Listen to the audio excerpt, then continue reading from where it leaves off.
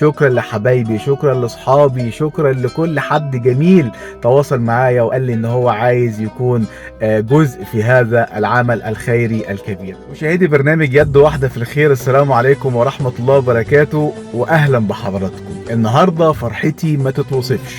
النهاردة اليوم العاشر من اطعام الطعام وافطار صائم في هذا الشهر المبارك.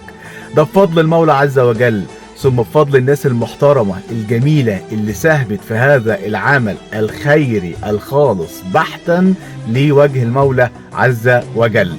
عايز اقول لحضراتكم في اول رمضان زي ما ذكرت قبل كده في فيديوهات كنا عاملين كده ميزانية تكفي مرة او 2 أو 3 بالكتير قوي في شهر رمضان. تخيلوا دي المرة العاشرة من اطعام الطعام وتوزيع الوجبات على الناس اللي تستحق هذا الخير في هذا الشهر الفضيل. كل سنة وحضراتكم طيبين، ان شاء الله مستمرين بعد رمضان، وان شاء الله ربنا يزيد في هذا الخير. عشان كده كل الشكر والتقدير والاحترام لمن ساهم في هذا العمل الرائع. كل الشكر والتقدير والاحترام لمتابعي صفحة دولي بار تايمز وصفحة العبد لله.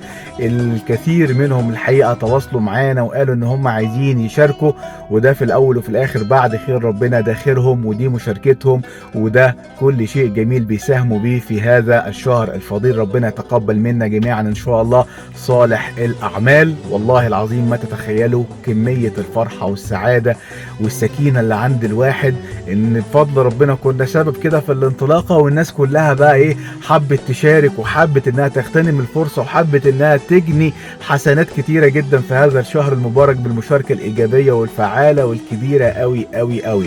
شكرا لحبايبي، شكرا لاصحابي، شكرا لكل حد جميل تواصل معايا وقال لي ان هو عايز يكون جزء في هذا العمل الخيري الكبير. نتمنى رب ان شاء الله ان يتقبل المولى عز وجل منا جميعا صالح الاعمال وفي ميزان حسناتنا يا رب العالمين. كل سنة وحضراتكم طيبين ودايما على الخير متجمعين.